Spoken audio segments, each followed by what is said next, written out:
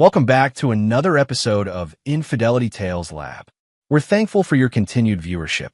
Before we begin, tell us, where in the world are you watching from? We love knowing our global reach.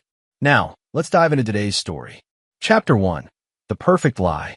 The suburban neighborhood of Willowbrook seemed frozen in time, with its perfectly manicured lawns and white picket fences. For 12 years, Danny Rourke had called this place home, building what he believed was an unshakable foundation with his wife Rebecca and their twin daughters, Emma and Sophie, now 10 years old. Danny owned Rourke Security Solutions, a private investigation and personal security firm he'd built from the ground up after leaving the military. His background as a special forces operative had taught him patience, precision, and the art of reading people. These skills had made him wealthy, respected, and unfortunately for his enemies, very dangerous when crossed. Rebecca Martinez Rourke had been the perfect wife on paper. A former marketing executive who'd given up her career to raise their daughters. She maintained their home with military precision and hosted neighborhood gatherings that were the envy of Willowbrook. Her dark hair and warm smile had captivated Danny 12 years ago at a charity gala, and he'd pursued her with the same intensity he'd once reserved for military missions. The twins, Emma and Sophie, were Danny's pride and joy. Emma, the older by 3 minutes, had inherited his analytical mind and love of puzzles. Sophie was the artist, always drawing or painting, her creative spirit reminding Danny of his own mother. He'd spent countless hours teaching them self-defense, helping with homework, and building an elaborate treehouse in their backyard that had become the neighborhood's marvel. But beneath the surface of their perfect life, cracks had been forming for months. Danny's trained, I had begun noticing small inconsistencies. Rebecca's phone calls that ended abruptly when he entered the room, unexplained absences during her book club meetings, and a distance in her eyes that she couldn't quite hide. His instincts, honed by years of investigation work, whispered warnings he chose to ignore, hoping love could overcome whatever shadows lurked in their marriage. The morning of what would become the last Father's Day started like any other. Danny woke early, as was his habit, and found Rebecca already in the kitchen preparing his coffee exactly how he liked it. Black, no sugar.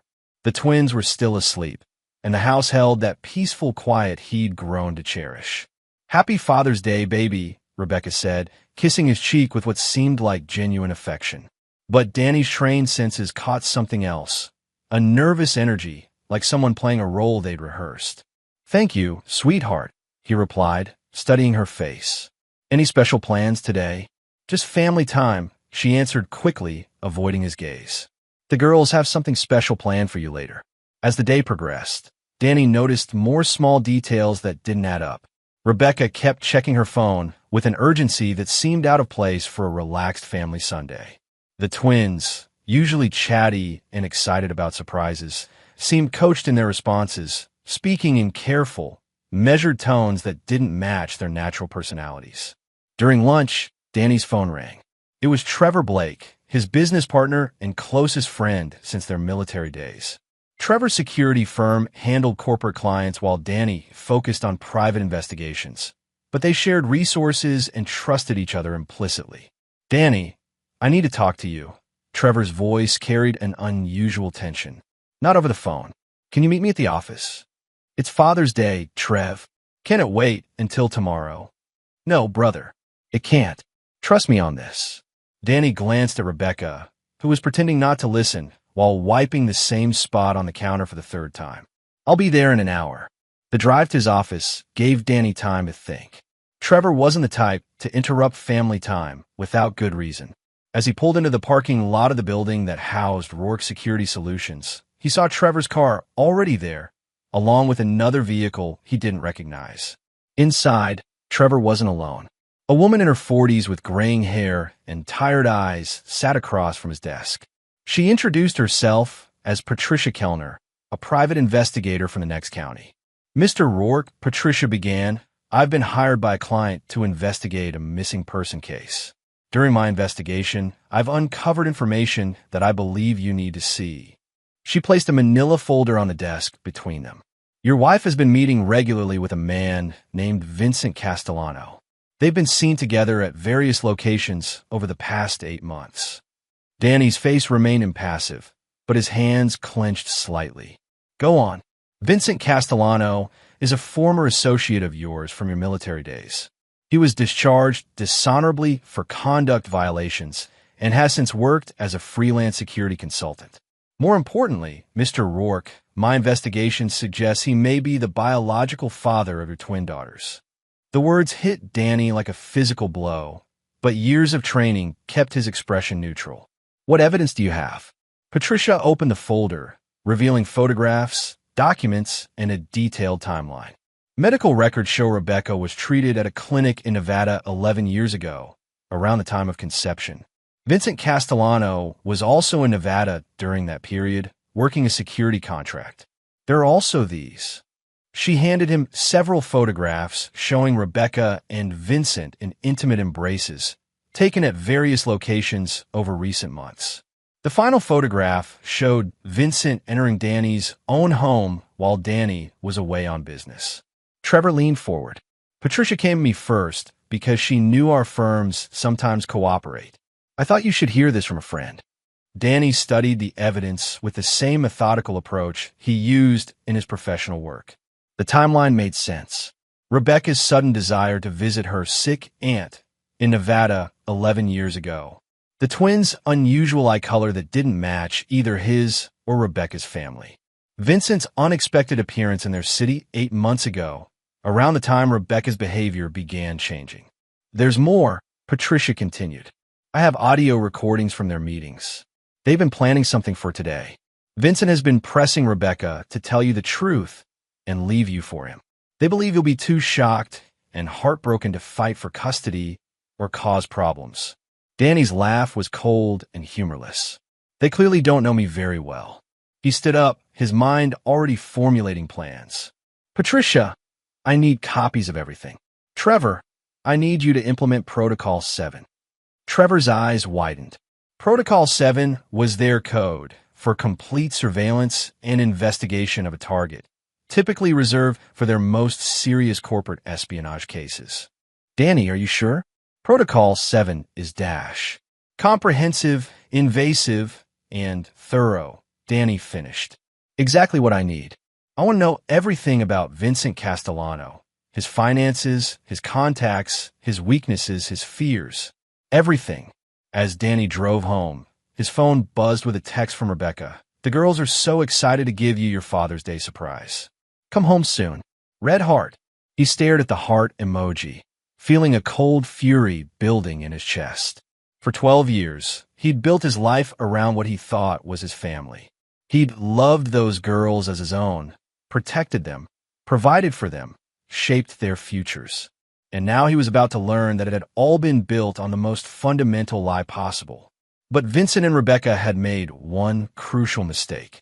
They assumed Danny would react like a normal, heartbroken husband.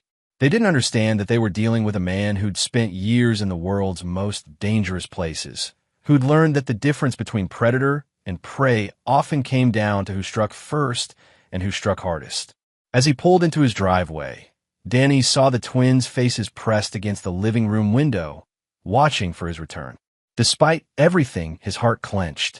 Whatever sins Rebecca and Vincent had committed, those girls had been innocent children caught in the middle.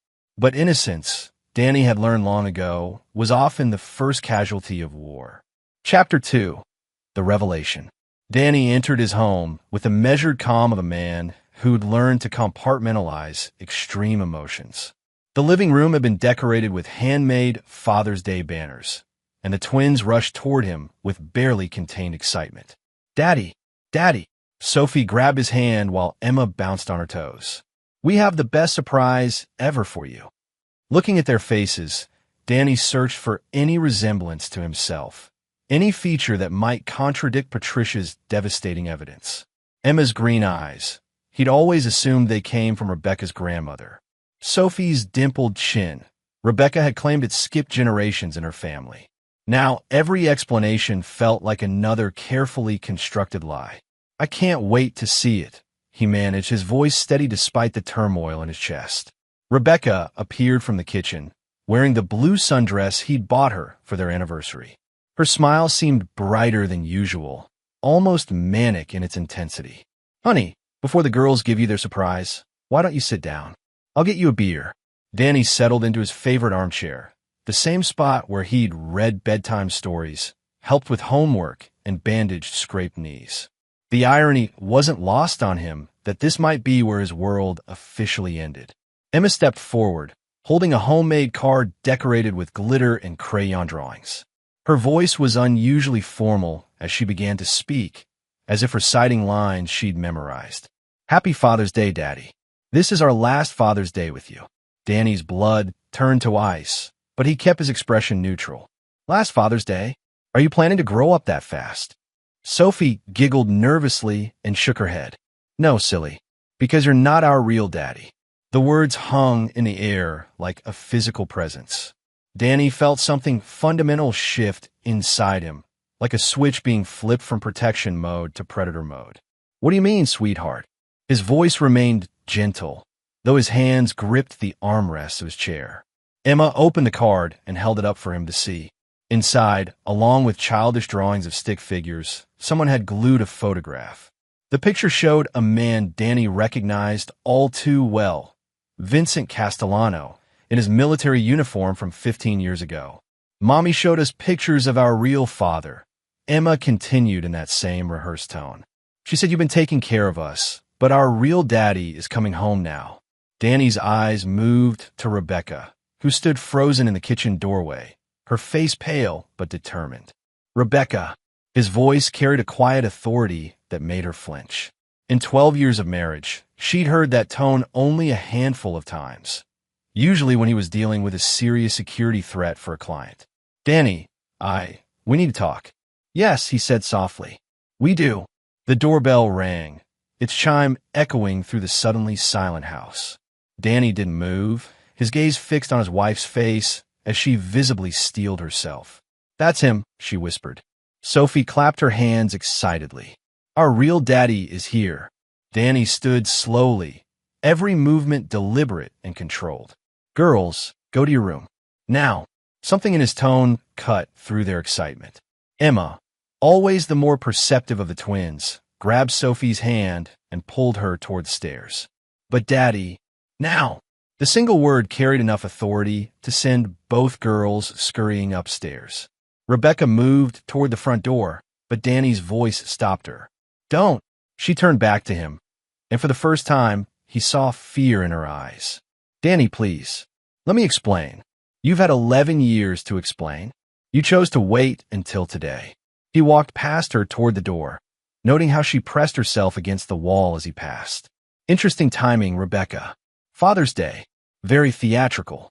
Danny opened the front door to find Vincent Castellano standing on his porch, holding a bouquet of flowers and wearing a confident smile that faltered when he saw Danny's expression. Vincent was exactly as Danny remembered him. 6 feet tall, dark hair now showing gray at the temples, still maintaining the physical fitness of someone who took pride in his appearance. But where Danny's eyes held the cold calculation of a professional, Vincent's showed the desperation of a man trying to reclaim something he'd lost. "Hello, Vincent." "Danny." Vincent's voice carried false bravado. "I suppose Rebecca told you I was coming." "She mentioned it." Danny stepped aside with mock courtesy. "Please come in. We have so much to catch up on." As Vincent entered, Danny caught the scent of expensive cologne and nervous sweat. Behind him, Rebecca had moved to the center of the living room, her hands clasped so tightly her knuckles were white. "Vincent brought flowers," she said unnecessarily, her voice high and strained. "How thoughtful." Danny closed the door with deliberate finality, the click of the lock seeming to echo through the room. "Vincent, you look well. Civilian life agrees with you." "Danny, listen." "No." Danny's voice cut through Vincent's attempt at explanation like a blade. "You'll listen. Both of you. For 12 years, I've built my life around what I believed was my family. I've loved those girls, provided for them, protected them, and shaped every decision around their well-being." He moved to the center of the room, positioning himself so he could see both Rebecca and Vincent clearly. "And today, on Father's Day, I discover that everything I've believed about my life has been a lie. Rebecca's eyes filled with tears. Danny, please. I wanted to tell you so many times, but what, Rebecca? It was more convenient to let me raise another man's children? More profitable? Did you think I was too stupid to ever figure it out? Vincent stepped forward, his chest puffed with misplaced confidence. Now hold on, Danny. Those are my daughters, and Rebecca is my woman. She always has been. The room went completely silent. Danny's expression didn't change, but something shifted in the air, like the moment before a thunderstorm breaks. Your woman. Danny's voice was conversational, almost friendly. That's interesting, Vincent. See, I have some paperwork that says otherwise. Marriage certificates, birth certificates, adoption papers, all bear my name. He pulled out his phone and began scrolling through messages. I also have some interesting photographs from a private investigator. Would you like to see them? Rebecca's face went white. Danny, what have you done? What I always do, sweetheart. My homework. He looked up from his phone, his smile cold as winter. Did you really think you could betray someone who makes his living finding out secrets? Vincent's confidence was beginning to crack. Look, Danny, we didn't plan for this to happen. Rebecca and I have history, real history. Those girls deserve to know their real father. Real father? Danny's laugh held no humor. Let me tell you about being a real father, Vincent. A real father is there for midnight fevers and bad dreams. A real father teaches his daughters how to ride bikes and helps them with math homework. A real father protects his family from predators and liars. He stepped closer to Vincent, who involuntarily took a step back. A real father doesn't abandon his pregnant girlfriend to marry another woman and then come back 11 years later to destroy the only family those children have ever known. Rebecca gasped. What? Vincent, you said. Oh, you didn't know? Danny's smile grew wider. Vincent here was married when he got you pregnant, Rebecca. His wife filed for divorce 2 years later when she found out about his serial infidelity. Should I tell her about the other women, or would you prefer to Vincent? The color drained from Vincent's face. That's not relevant, isn't it? See, this is where you two made your mistake. You assumed I'd react like some cuckolded husband in a soap opera. You thought I'd fall apart, maybe beg Rebecca to stay, fight for scraps of a relationship built on lies. Danny's phone buzzed. He glanced at it and smiled genuinely for the first time since entering the house. Ah, perfect timing. What is that? Rebecca asked, her voice barely a whisper. That, my dear wife, is confirmation that phase 1 of my response plan is now complete. He looked between them, his expression almost pleasant. You see, while you two were planning your little Father's Day revelation, I was implementing some plans of my own.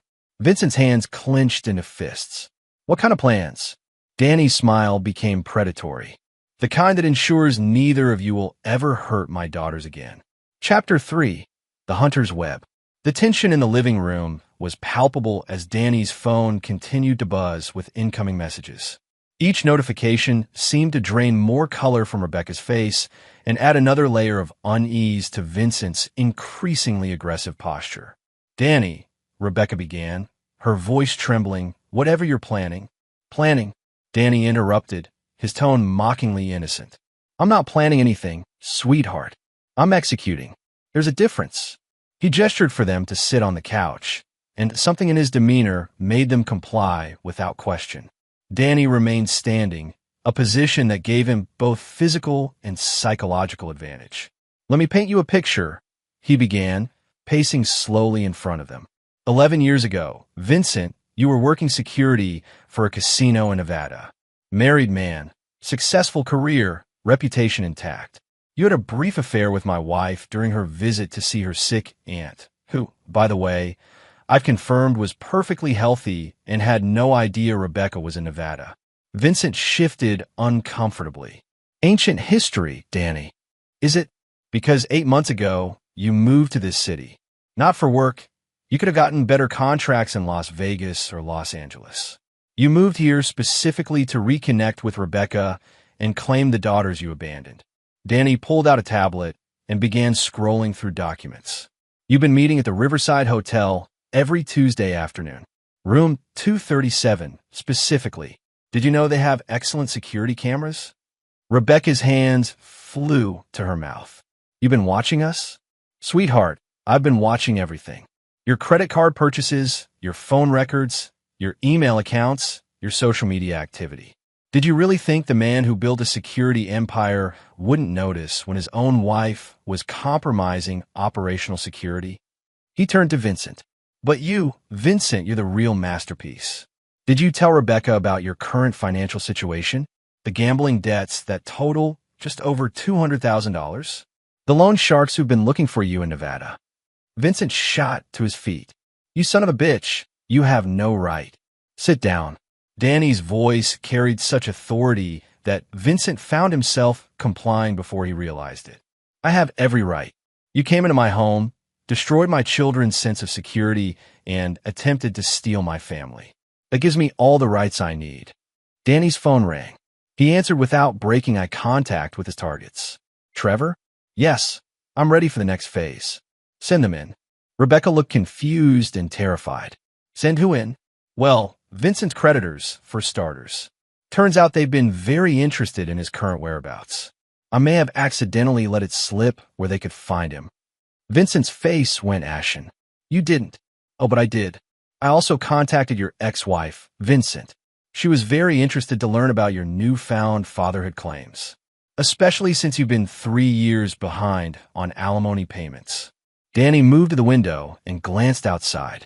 In fact, I believe that's her car pulling up now, followed by what appears to be some very serious-looking gentleman in a black sedan.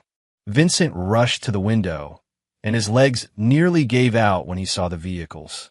Jesus Christ, Danny, what have you done? I've simply connected people who've been looking for you with your current location. Think of it as a public service. Rebecca stood up on shaky legs. Danny, please. The girls are upstairs, safely out of the way. Unlike their mother, I actually consider their well-being in my decision-making. The doorbell rang again, followed immediately by sharp, insistent knocking. Danny moved toward the door with casual confidence. Now, here's what's going to happen, he announced. Vincent, you're going to walk out that door and deal with your past. All of it.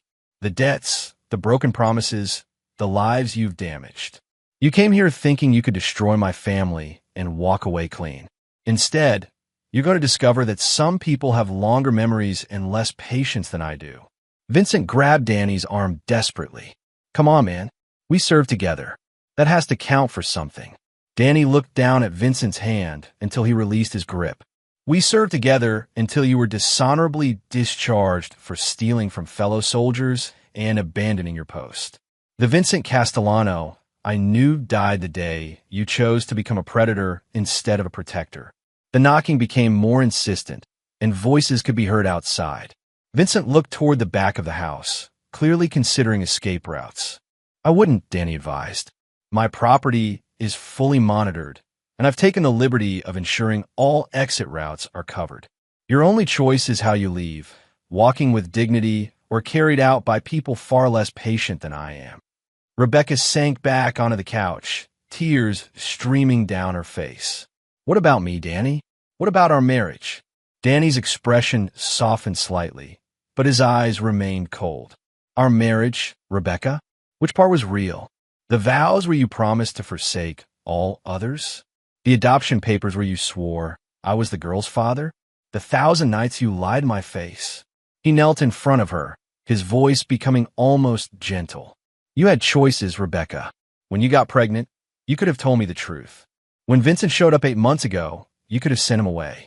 Instead, you chose deception, manipulation, and betrayal. I was scared, she whispered. I was young and scared, and Vincent disappeared. You were so good to me, so stable. I thought I could make it work. You thought wrong. Danny stood back up as the knocking outside became pounding. You see, Rebecca, I'm not the forgiving type. I've seen what happens when people show mercy to those who betrayed them. It never ends well. Vincent was now visibly sweating, looking between the front door and the stairs leading to the second floor. What about Emma and Sophie? They're my daughters too. Danny's mask of civility finally slipped, revealing the cold fury beneath. Those girls are 10 years old, Vincent. For their entire lives, I've been their father. I've earned that title through love, sacrifice, and dedication. You contributed genetic material and then vanished. That doesn't make you a father. It makes you a sperm donor. The pounding stopped, replaced by the sound of keys in the lock. Danny smiled at their confused expressions. I gave Trevor a spare key. I thought it might be helpful for cleanup. The front door opened, and Trevor entered, followed by Vincent's ex-wife, a hard-looking woman in her 40s, and two men in expensive suits whose bulky frames suggested they weren't there for conversation. "Vincent," the woman said, her voice dripping with venom. "You look surprised to see me." One of the suited men consulted a small notebook. "Mr. Castellano, you've been very difficult to locate. Mr. Torino is most displeased with your efforts to avoid your obligations." Vincent backed against the wall, his bravado completely evaporated. "Listen, I can explain." "The time for explanations has passed," Danny interrupted. "Gentlemen, Mrs. Castellano, Vincent is all yours. Please conduct your business away from my property." As the group moved toward Vincent, Danny turned to Rebecca one last time. "You have 1 hour to pack whatever personal items you need. Trevor will escort you to a hotel for the night. Tomorrow, you'll receive divorce papers and custody documentation. My lawyers are very thorough." "Danny, please," Rebecca begged, "don't do this. We can work through this." "We could have worked through many things, Rebecca, but not this. Not lies about my children's paternity. Not 11 years of deception. Not adultery." His voice grew harder with each word. "And certainly not traumatizing my daughters with your twisted version of Father's Day entertainment." As Vincent was forcibly escorted from the house, his protests and pleas echoing from the driveway, Danny finally allowed himself to look tired. The adrenaline that had sustained him through the confrontation was beginning to fade, leaving behind the weight of his shattered world. Rebecca gathered her purse with shaking hands. "What will you tell the girls?" "The truth. That their mother made choices that destroyed our family, and that sometimes people we love disappoint us in ways that can't be forgiven or forgotten." As Trevor gently but firmly guided Rebecca toward the door, she turned back one last time. "I did love you, Danny. I still do." Danny's smile was sad and final. "No, Rebecca, you love what I could provide. Security, stability, a father for your children. But you never loved me enough to tell me the truth." The house fell silent as Danny stood alone in his living room, surrounded by Father's Day decorations and the wreckage of his former life. Upstairs, he could hear the twins moving around, probably confused and frightened by the voices and commotion. But this was only the beginning. Danny had spent his entire adult life learning that decisive action in a moment of crisis determined who survived and who didn't. Vincent and Rebecca had made the mistake of thinking they could outmaneuver a predator. They were about to learn that some men, when pushed too far, didn't just push back, they obliterated everything that threatened what they protected. And Danny was just getting started. Chapter 4: Collateral Damage. 3 days had passed since what Danny had come to think of as the last Father's Day. The house felt different now, quieter, but not peaceful. It was the silence of a battlefield after the shooting stops, when the survivors take inventory of what's been lost. Emma and Sophie sat at the kitchen table, picking at their breakfast. They hadn't spoken much since Danny explained that Mommy had made some bad choices and wouldn't be living with him anymore.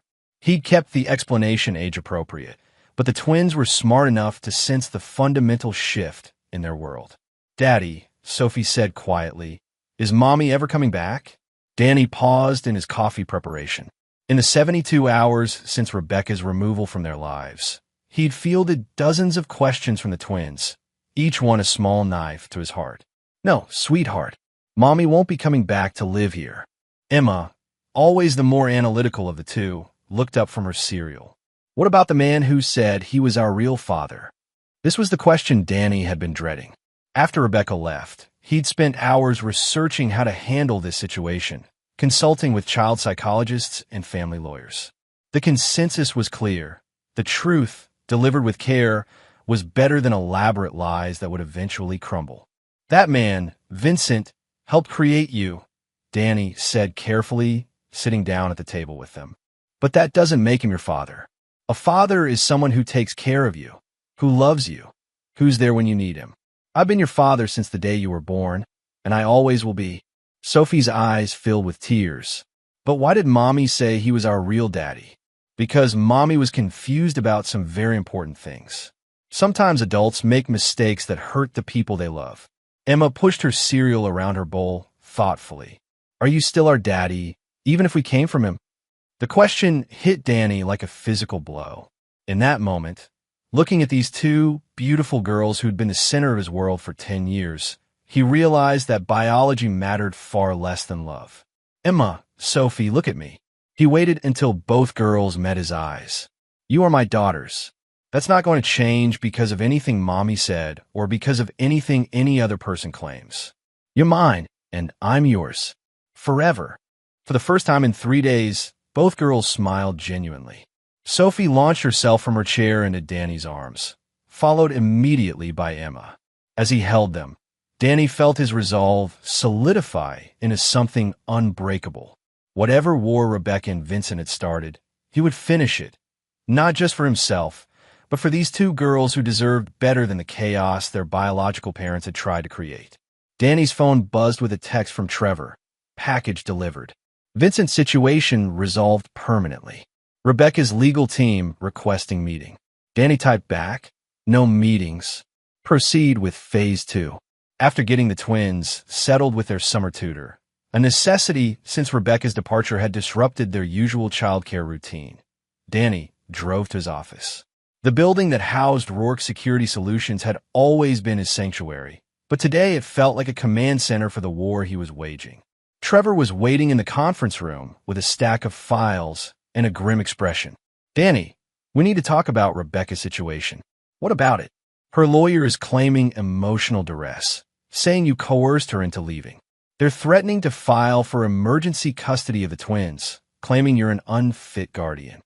Danny's laugh was cold. On what grounds? They're alleging that you have violent tendencies, that you've threatened Vincent with physical harm, and that you've created an unsafe environment for the children. And Vincent, is he available to testify to these alleged threats? Trevor's smile was equally cold. Vincent is no longer in a position to testify to anything. Turns out his gambling debts were more serious than we initially discovered. The people he owed money to were very creative in their collection methods. Danny felt a flicker of satisfaction. Permanently creative? Let's just say Vincent won't be making any more claims about paternity or anything else. While Danny felt no remorse about Vincent's fate, he recognized that Rebecca's legal maneuvering posed a real threat. Despite her infidelity and deception, family courts often favored biological mothers, especially when they claimed to be victims of controlling husbands. What do we know about her lawyer? Trevor consulted his files. Harrison Mills, family law specialist. Good reputation, expensive retainer. Someone's funding Rebecca's legal campaign, and it's not her part-time job at the boutique. Find out who. In the meantime, I want complete surveillance on Rebecca. Where she's staying, who she's talking to, what she's planning. She's made this about the twins, which means this is now total war. That afternoon, Danny received an unexpected visitor. Patricia Kellner, the private investigator who'd first brought him evidence of Rebecca's affair, arrived at his office with new information. Mr. Rourke, I've discovered something about Rebecca's situation that you need to know. She placed a new folder on his desk. Rebecca hasn't been staying at a hotel, as we assumed.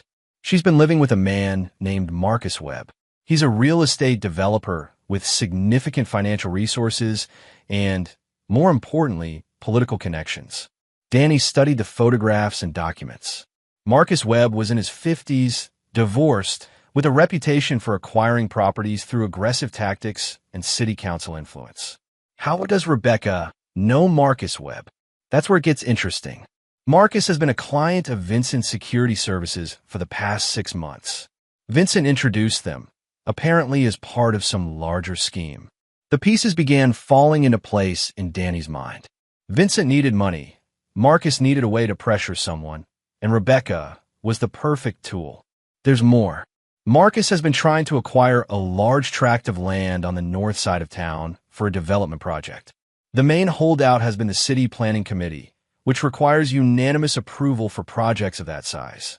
Patricia handed him another document. Your neighbor, City Councilman Robert Hayes, has been the primary opponent of Marcus's project. If Marcus could create a scandal involving Robert, say, a connection to a man who threatened violence against a young mother and her children, it might provide the leverage he needs. Danny's blood ran cold. Rebecca's custody claim isn't about the twins. It's about destroying my reputation to get to Robert Hayes. It appears so. Marcus has been funding Rebecca's legal fees and providing her with housing in exchange for her cooperation in portraying you as a dangerous, controlling husband. The scope of the conspiracy was staggering. Vincent hadn't just destroyed Danny's marriage for personal reasons. He'd done it as part of a larger scheme to manipulate city politics and real estate deals. Rebecca wasn't just an unfaithful wife. She was an active participant in a plot to destroy everything Danny had built. Danny's phone rang. It was the twins' tutor, Mrs. Anderson, and her voice was panicked. Mr. Rourke, you need to come right away. There are people here claiming to be from Child Protective Services. They have a court order to remove Emma and Sophie from your care. The phone fell from Danny's hand as the full scope of Marcus Webb's strategy became clear. This wasn't just about real estate or political leverage. It was about taking his daughters away from him, using the legal system as a weapon to destroy what remained of his family. But Marcus Webb had made one crucial error. He'd assumed that Danny would play by conventional rules, that he would work within a system designed to favor wealth and political connections over truth and justice. Danny picked up his phone and dialed a number he hadn't called in 5 years. Colonel Morrison? This is Danny Rourke. I need to cash in some favors. All of them. Chapter 5. The Network Activates. The drive to Danny's house felt like the longest 20 minutes of his life. Child Protective Services removing his daughters wasn't just a legal maneuver. It was a direct attack on everything he'd built his identity around. But as he pulled into his driveway, Danny noticed something that brought a grim smile to his face. The CPS van was still there, but it was now flanked by 3 black SUVs and a sedan with government plates. Standing on his front porch, engaged in what appeared to be a very heated discussion with the CPS workers, was Colonel Jack Morrison, Danny's former commanding officer and current head of military intelligence for the Eastern Seaboard. Danny entered his house to find Emma and Sophie sitting on the couch, wide-eyed and clutching their backpacks, while Mrs. Anderson hovered protectively nearby. In the center of the room, a standoff was taking place between 2 CPS caseworkers and Colonel Morrison, who was examining their court order with the scrutiny of someone trained to spot forged documents. Colonel, Danny said, his voice carefully controlled. Captain, Morrison replied, using Danny's former rank. Interesting afternoon you're having here. The senior CPS caseworker, a harried-looking woman in her 40s, turned to Danny with visible relief. Mr. Rourke, I'm Sarah Chun from Child Protective Services. We have a court order requiring the immediate removal of your daughters, pending an investigation into allegations of domestic violence and child endangerment. Danny took the document and read it carefully. The allegations were vague but damning. Claims that he'd threatened violence against the children's mother, that he'd created an unsafe environment, and that he'd isolated the children from their biological parent through intimidation and coercion. These allegations are false, Danny said simply. That's what they all say, the second caseworker muttered. Colonel Morrison stepped forward, his bearing radiating the kind of authority that made people instinctively straighten their posture. Ma'am, before you proceed with removing these children, you might want to verify the authenticity of your court order. I beg your pardon? Morrison handed her a tablet displaying an official government database. According to federal records, the judge who supposedly signed this order, Judge Margaret Foster, has been on medical leave for the past 2 weeks following surgery. She's currently in a rehabilitation facility in Florida, physically incapable of signing legal documents. The color drained from the caseworker's face as she realized the implications. Furthermore, Morrison continued, the case number referenced on this document doesn't exist in the county's legal database. In fact, this appears to be a rather sophisticated forgery designed to circumvent proper legal procedures. Danny felt a surge of admiration for his former commander. Morrison had always been 3 steps ahead of everyone else, and apparently that hadn't changed in the 5 years since Danny had left active duty. "I don't understand," Sarachin stammered. "We received this through proper channels. Our supervisor—" "Your supervisor," Morrison interrupted, "received a call from someone claiming to represent the county attorney's office. That person provided him with a fabricated case file and a fraudulent court order. You and your colleague are victims of an elaborate deception." He turned to Danny with a slight smile. "Fortunately, when certain people reach out to me requesting assistance, I tend to investigate thoroughly before responding." The CPS workers left with apologies and promises to investigate how they'd been manipulated into attempting an illegal child removal. Once they were gone, Morrison turned his attention to the twins, who'd watched the entire proceeding with a wide-eyed fascination of children witnessing adult drama they didn't fully understand. "Girls," Danny said gently, "why don't you go upstairs and play for a while? Mrs. Anderson will stay with you." Once they were alone, Morrison's expression became serious. "Danny, when you called me, you said you needed to cash in favors. I assumed you meant professional assistance. I didn't realize you were dealing with an active conspiracy involving forged legal documents and attempted child abduction. It's complicated, Jack. It always is with you. Start from the beginning." Danny spent the next hour laying out everything: Rebecca's affair, Vincent's disappearance, the real estate conspiracy, Marcus Webb's involvement, and now the forged court order. Morrison listened without interruption, occasionally taking notes on his tablet. "This Marcus Webb," Morrison said when Danny finished, "he's more connected than you realize. We've had him on our radar for some time due to his contracts with defense contractors. He's been using his political connections to secure no-bid contracts for security services at military installations. Meaning his reach extends beyond local politics. If he's willing to forge court documents to manipulate a child custody case, he's likely involved in much more serious criminal activity." Morrison stood and walked to the window, his mind clearly working through options. "Danny, I can protect you and your daughters from immediate threats, but this situation requires a more comprehensive response. Webb has resources, connections, and apparently no ethical boundaries. Fighting him conventionally will be a war of attrition you might not win. What are you suggesting?" Morrison turned back to face him, his expression grim. "I'm suggesting we stop playing defense and start playing offense. Webb wants to use your personal life to further his business interests. Let's examine his business interests and see what we find." That evening, while the twins were asleep, Danny's house became an unofficial command center. Morrison had arrived with 2 other men, David Park, a cybersecurity specialist, and Michael Torres, a financial crimes investigator. Both carried credentials identifying them as federal agents.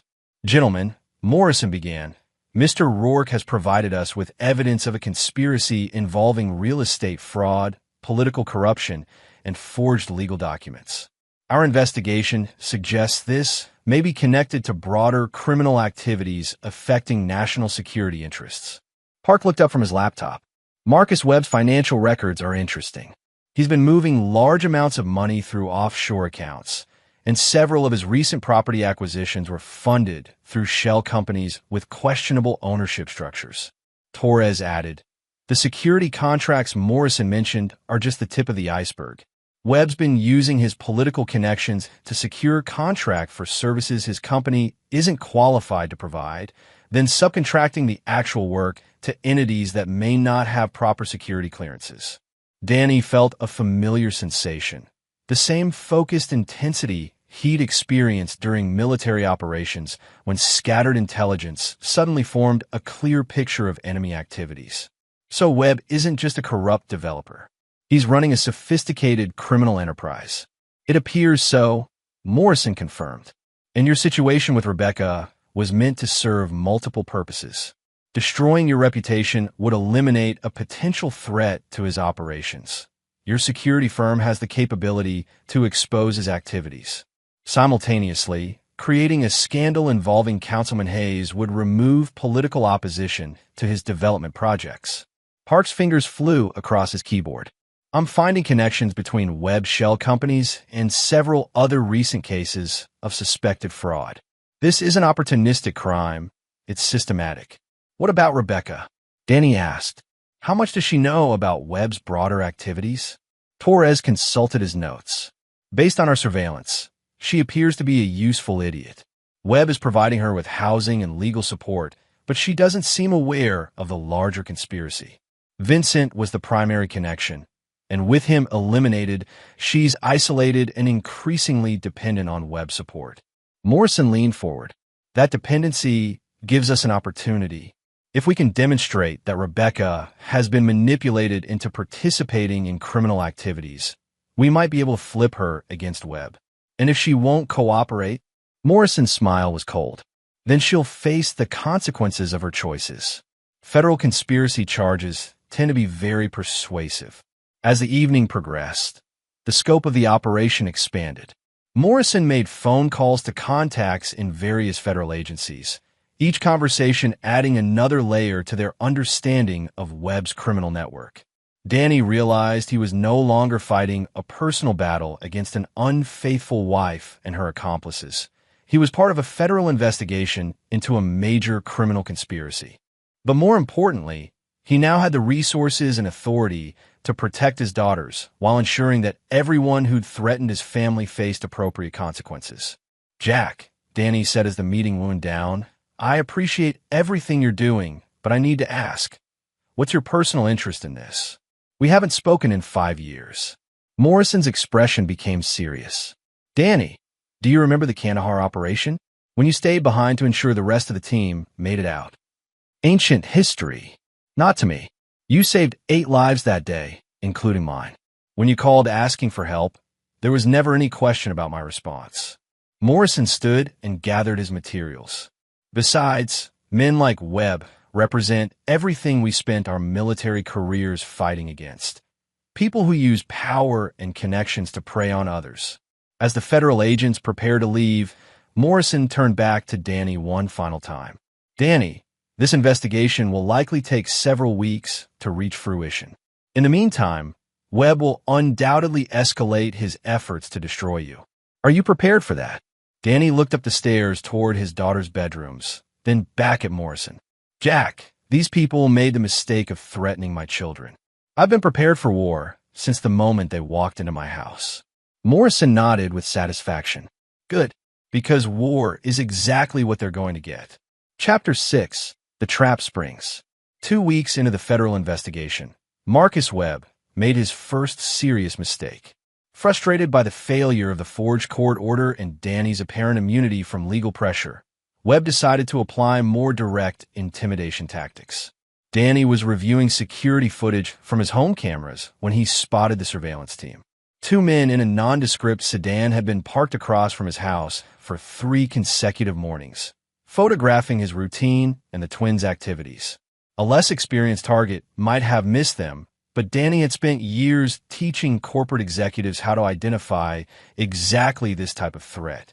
Instead of confronting the surveillance team directly, Danny called Morrison with the vehicle's license plate number. Within an hour, he had a complete profile of both men, Thomas Reed and Alan Voss, former police officers who'd been terminated for excessive force and now worked as private security for various clients with flexible ethical standards. Perfect, Morrison said over the phone. Webb's escalation gives us the pretext we need to move against him directly.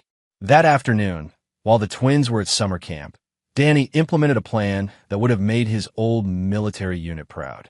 Using his home security system and some carefully placed equipment borrowed from Morrison's team, he created a comprehensive surveillance net around his property. At 2 p.m., exactly as Danny had predicted, Rebecca appeared at his front door. She looked haggard and nervous, clearly operating under instructions she didn't fully understand. Danny, we need to talk, she said when he opened the door. Do we? I thought our lawyers were handling all communication. Please, this is about Emma and Sophie. Danny stepped aside to let her enter, noting how her eyes quickly scanned the room as if looking for something specific. Behind her, he could see Reed and Voss adjusting their position to maintain visual contact with his house. What about the girls, Rebecca? She sat on the edge of the couch, her hands shaking slightly. I've been thinking about everything that happened. Maybe we rushed into this separation. Maybe we could work things out. Danny studied her face, recognizing the signs of someone reciting a script they'd memorized but didn't believe. That's interesting timing. 2 weeks ago, you were eager to leave. What's changed? I miss them. I miss you. I made a mistake with Vincent, but that doesn't mean we can't fix this. And what does Marcus Webb think about this sudden change of heart? Rebecca's face went white. I don't know what you mean. Rebecca, you're living in his house, he's paying your legal fees, and his employees are watching my home as we speak. Did you really think I wouldn't notice? She stood abruptly, moving toward the kitchen. Danny followed, noting how she positioned herself near the window that provided the best view of the backyard where the twins usually played. Danny, you're being paranoid. I just want my family back. Your family? The same family you destroyed with 11 years of lies. As Rebecca continued her half-hearted attempts at reconciliation, Danny's phone buzzed with a text from Morrison. Package delivered. Audio, video recording in progress. Keep her talking. Danny realized that Morrison's team had been listening to the entire conversation, gathering evidence of Rebecca's participation in Webb's conspiracy. Whatever she thought she was doing, she was actually providing federal investigators with real-time evidence of criminal activity. Rebecca, let me ask you something. When Vincent first contacted you 8 months ago, did he mention Marcus Webb? I know, why would it? Because Vincent has been working for Webb for months. Their plan wasn't just about your personal relationship. It was about using our marriage and our daughters as tools in a much larger scheme. Rebecca's composure began to crack. That's not true. Vincent said he wanted to be a father to the girls. Vincent is dead, Rebecca. The words hit her like a physical blow. She staggered backward, gripping the kitchen counter for support. What? Vincent's gambling debts caught up with him. The people he owed money to weren't interested in payment plans. Danny's voice was matter-of-fact, showing no emotion. He died 3 days after he left this house. Rebecca sank into a kitchen chair, her face pale with shock. You're lying. Am I? When was the last time you heard from him directly? Not through Webb, not through intermediaries. When did Vincent himself last contact you? The silence stretched between them as Rebecca realized she hadn't heard from Vincent since that first night at Webb's house. My God, she whispered. Marcus said Vincent had to leave town for a while, that it wasn't safe for him to contact me directly. Webb used Vincent to destroy our marriage. Then he used Vincent's death to control you. You're not his partner in this. Rebecca, you're his prisoner. Danny's phone rang. It was Morrison, and his voice carried urgent authority. Danny, we need to move now. Webb's people are mobilizing for what appears to be a direct assault on your location. Get Rebecca and get out. Through the kitchen window, Danny could see Reed and Voss exiting their vehicle, joined by 3 other men emerging from a panel van that had just arrived. All 5 men were armed and moving with military precision toward his house. Rebecca, listen to me very carefully. Marcus Webb has been using you to get to me, and now he's decided that subtlety isn't working. Those men outside are here to either kidnap you or eliminate both of us. Rebecca looked out the window and saw the armed men approaching. Oh God, what have I done? You made mistakes, but you can still fix them. Do exactly what I tell you, and we might both survive this. Danny moved to a concealed panel in his kitchen wall and retrieved 2 tactical vests and a pair of firearms. His home security hadn't just been about cameras and alarms. He'd always maintained the ability to defend his family against serious threats. Put this on, he ordered, handing Rebecca a vest. We're going to move to the basement safe room. Once we're there, you're going to tell federal investigators everything you know about Marcus Webb's operation. Federal investigators? Rebecca, this stopped being about our marriage the moment Webb decided to forge court documents and threaten our children. You're now a witness in a federal criminal investigation. As they moved toward the basement, Danny's house erupted in chaos. The front door exploded inward as Webb's men breached the entrance, their shouts echoing through the rooms above. But Danny had spent years preparing for exactly this scenario. His basement safe room was more than just a hiding place. It was a tactical command center with independent communication systems and multiple escape routes. As they settled into the reinforced space, Rebecca broke down completely. "Danny, I'm so sorry. I never meant for any of this to happen. When Vincent came back, I thought maybe I could have the life I'd always wondered about. But then Marcus got involved, and everything became so complicated. Tell me about Webb's operation. What does he have you doing besides playing the role of abused wife? He's been asking me questions about your business, your clients, your security procedures. He wanted to know about your relationship with city officials, especially Robert Hayes." Above them, the sounds of the tactical assault continued, but Danny noticed they were becoming more organized, more professional. Webb's men weren't just searching. They were being systematically hunted by Morrison's team.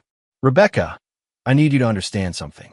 When this is over, you're going to face serious legal consequences for your role in this conspiracy. But if you cooperate fully with the federal investigation, you might avoid prison and retain some level of custody rights with the twins. And if I don't cooperate," Danny's voice was cold and final, "then you'll spend the next 20 years in federal prison, and Emma and Sophie will grow up knowing their mother chose a criminal conspiracy over their well-being."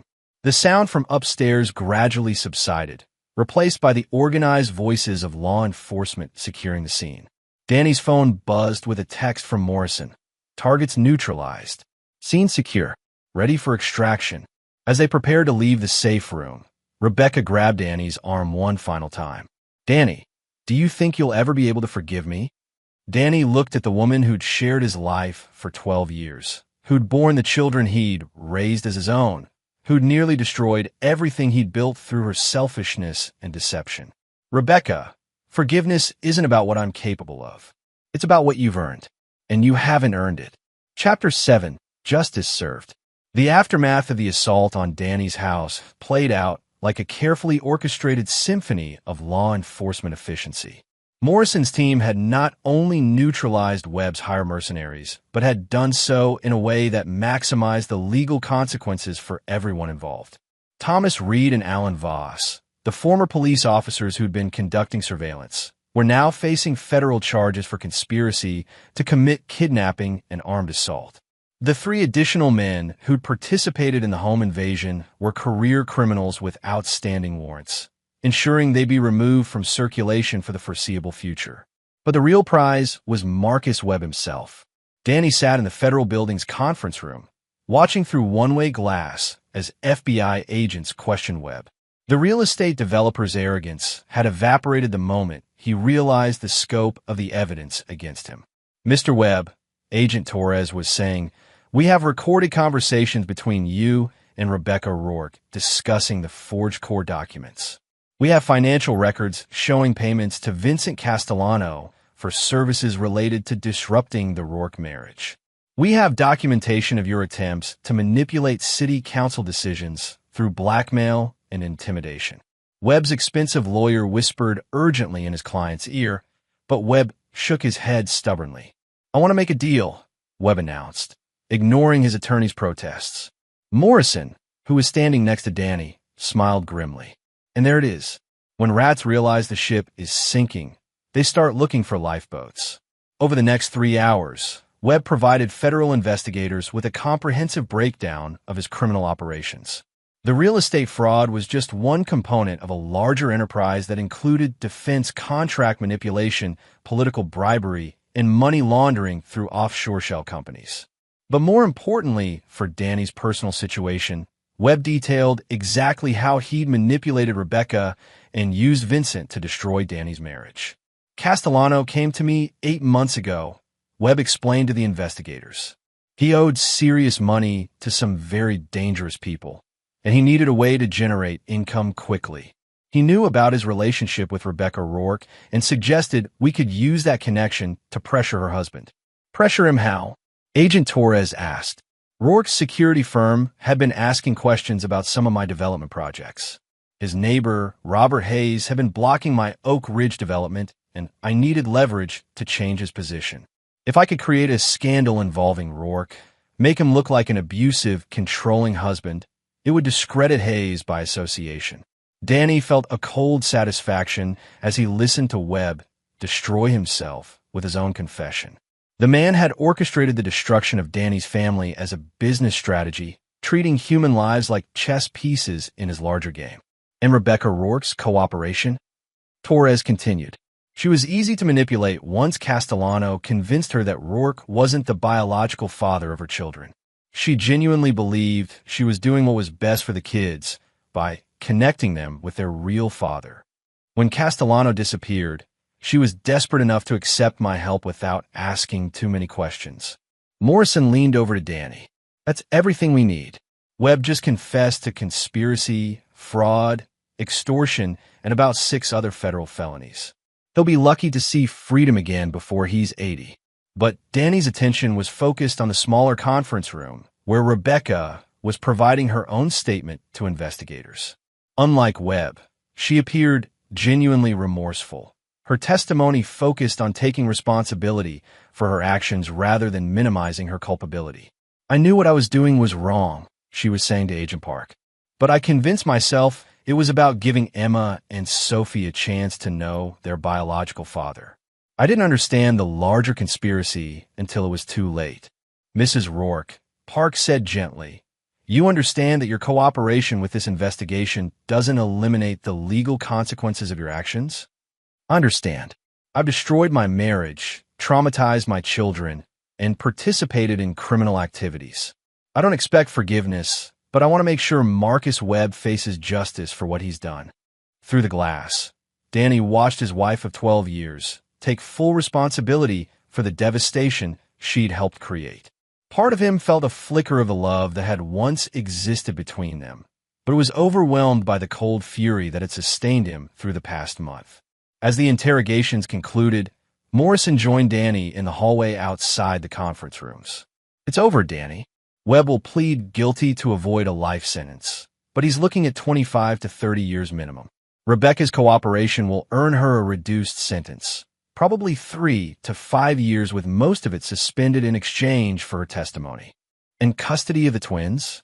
Given her criminal conviction and cooperation with a conspiracy against their welfare, the court will likely award you full custody with minimal supervised visitation rights for Rebecca. Danny nodded, feeling a complex mixture of satisfaction and sadness. Justice was being served, but the cost had been enormous. What about Vincent's biological relationship to the girls? Would that complicate custody? Morrison's expression darkened. Vincent Castellano is dead, and his criminal activities prior to his death would have disqualified him from any parental rights anyway. The girls' birth certificates list you as their father, and you've been their primary caregiver for their entire lives. No court in the country will question your parental rights. As they walked through the federal building, Danny felt a strange sense of completion. The war that had begun on Father's Day was ending exactly 1 month later, with his enemies defeated and his family protected. But as they reached the parking garage, Morrison stopped him with a serious expression. Danny, there's one more thing you need to know. Our investigation into Webb's network uncovered something else. He wasn't working alone. He had partners, people with even more resources and fewer scruples. Taking him down will likely draw their attention to you. Are you saying this isn't over? I'm saying that men like Webb are replaceable parts in much larger machines.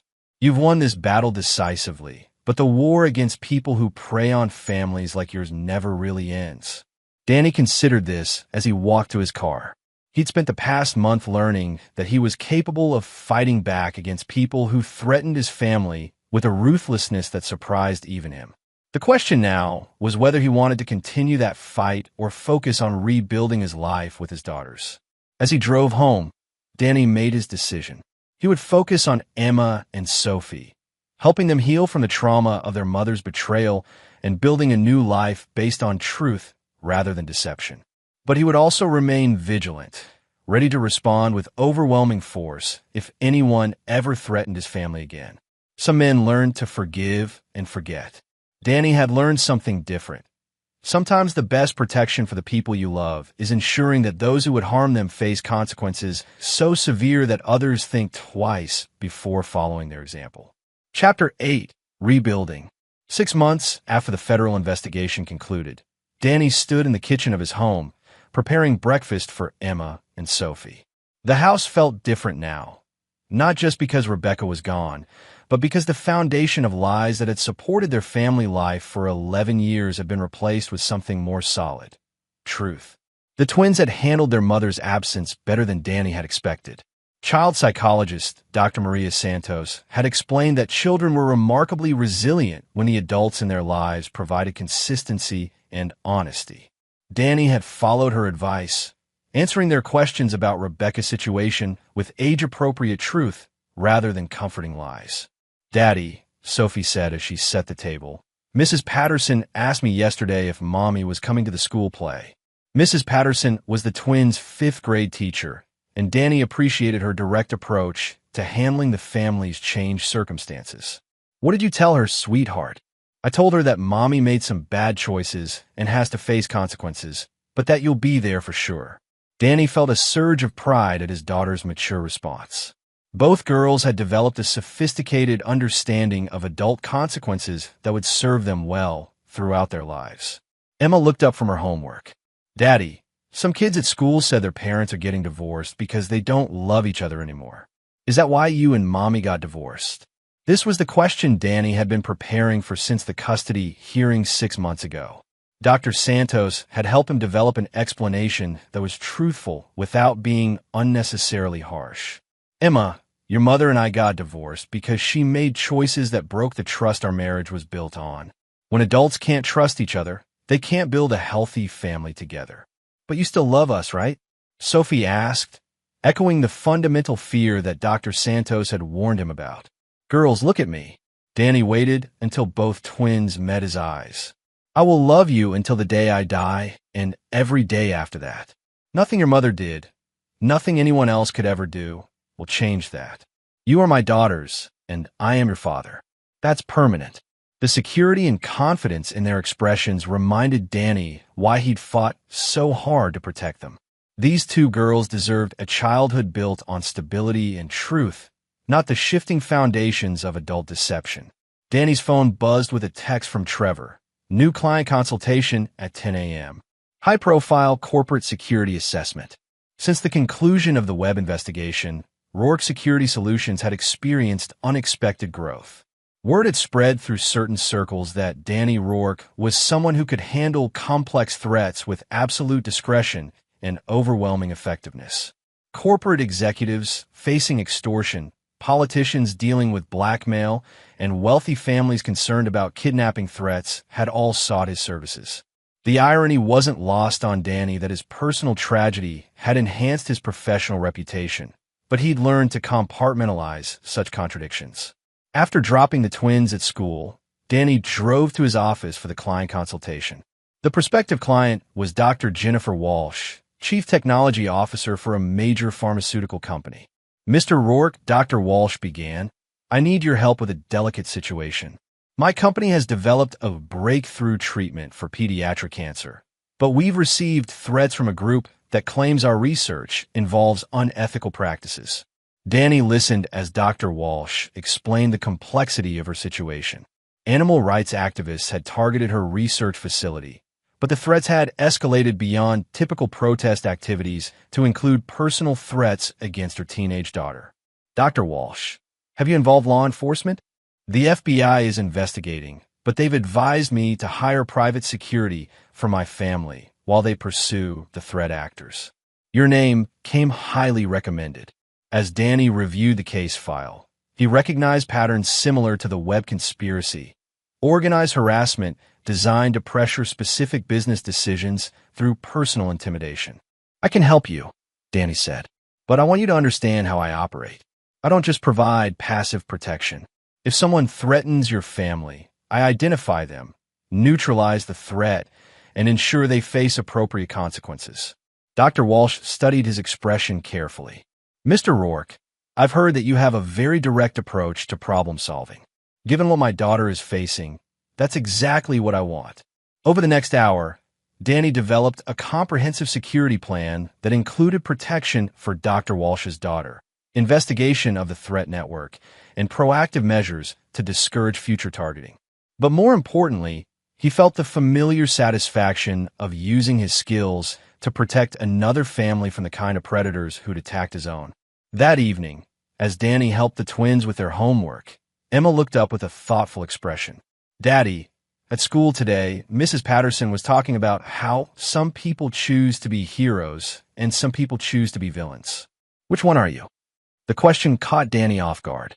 He'd never thought of himself in those terms, but as he considered everything that had happened over the past months, he realized his daughters were developing their own understanding of moral complexity. "Emma, I think most people are capable of being both heroes and villains, depending on the situation. What matters is what you choose to protect, and how far you're willing to go to protect it." Sophie joined the conversation. "So, when someone threatens our family, you choose to be the hero?" "That's right, sweetheart. When someone threatens the people I love, I choose to be whatever I need to be to keep them safe." Both girls seemed satisfied with this explanation, returning to their homework with the easy acceptance of children who trusted their father completely.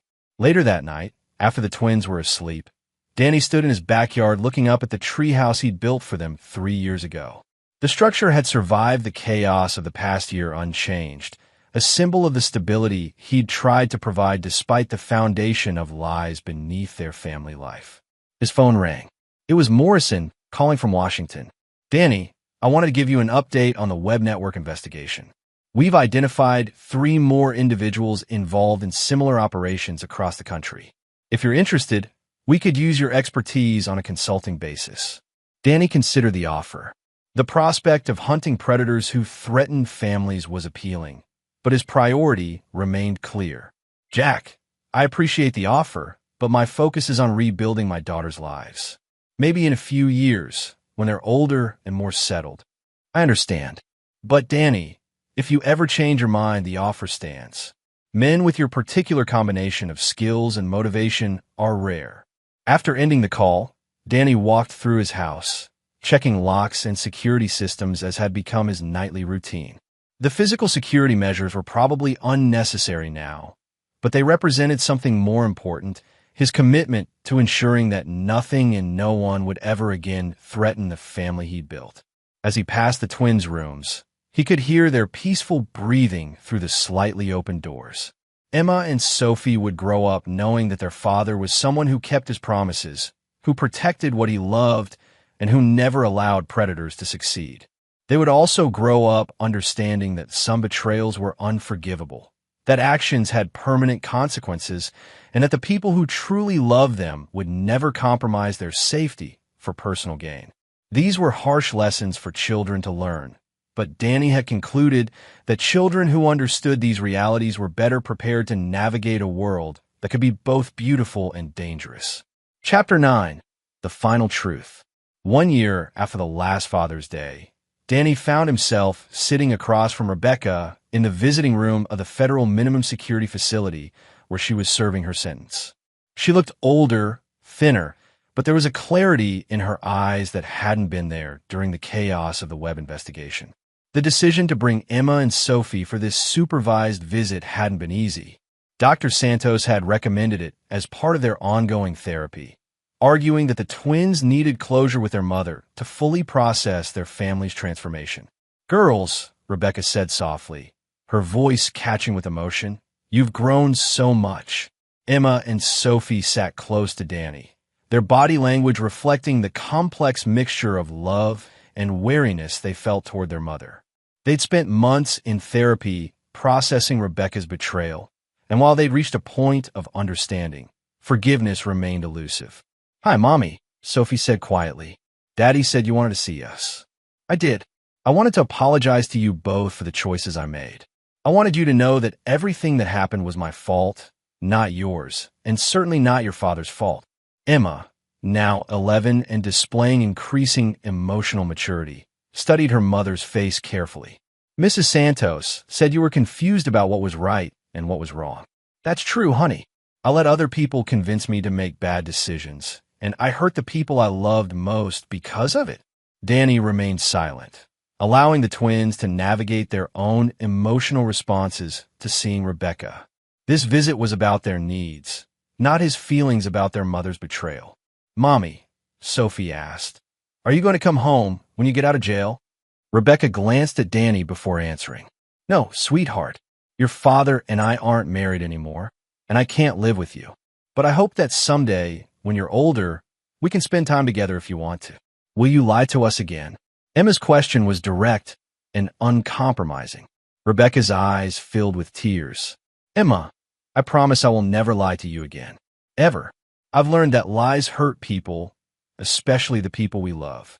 The visit continued for another hour, with Rebecca answering the twins' questions honestly and taking full responsibility for the consequences of her actions.